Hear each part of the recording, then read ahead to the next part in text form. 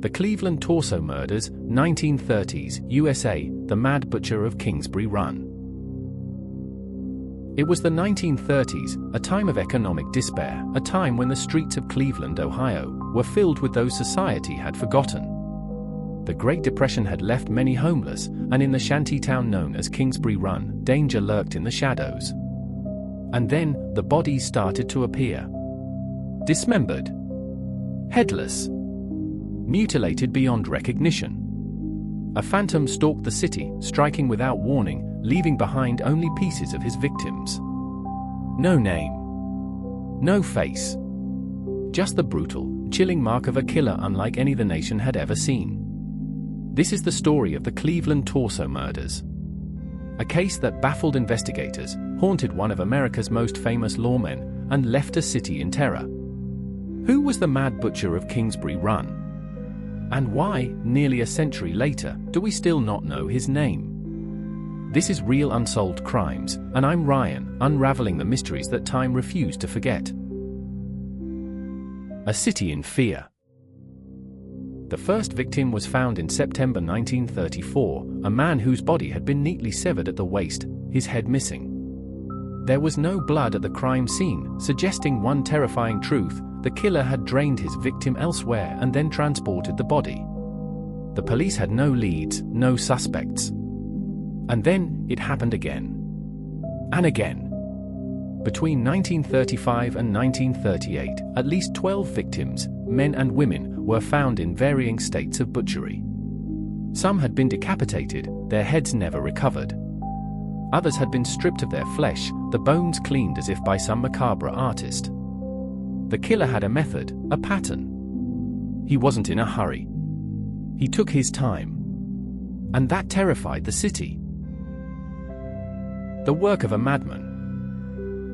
The victims had little in common. Some were transients, drifters who had vanished without a trace.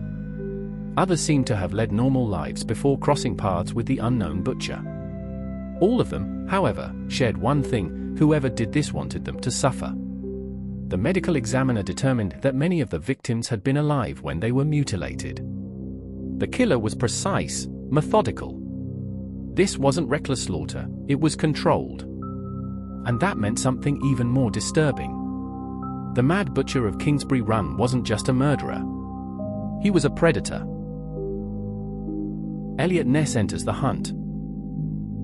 In 1936, the case caught the attention of one of the most famous crime fighters in American history, Eliot Ness. Ness had made his name taking down Al Capone, cleaning up the corruption in Chicago. Now, as Cleveland's safety director, he was tasked with hunting a killer who seemed unstoppable. Desperate, Ness and his men conducted a massive raid on Kingsbury Run, arresting hundreds in the hope of shaking loose a lead. But it was futile. The killer slipped through their fingers, watching, waiting. Then, he struck again. A prime suspect? Investigators did have one suspect, a man named Dr. Francis E. Sweeney, a troubled surgeon with a dark past. Sweeney had both the medical knowledge and the instability to fit the profile. He had served in World War I, where he honed his skills in amputations and field surgeries. And he had a history of alcoholism and erratic behavior. But there was a problem. Ness could never prove it. Sweeney voluntarily checked himself into a mental institution, where he remained until his death. Ness, convinced he had found the killer, never arrested him. Instead, the murders stopped, or did they? The mystery remains. Officially, the Cleveland Torso Murders remain unsolved. Was Dr. Sweeney truly the killer? Or did the real butcher simply move on, leaving a city haunted by his legacy? To this day, the crimes remain one of the most terrifying cold cases in American history. The streets of Kingsbury Run may have changed. The city may have moved on. But the legend of the Mad Butcher still lingers. And somewhere, in the darkness, the unanswered question remains. Who was he? And why did he kill? And is it possible that he was never truly caught?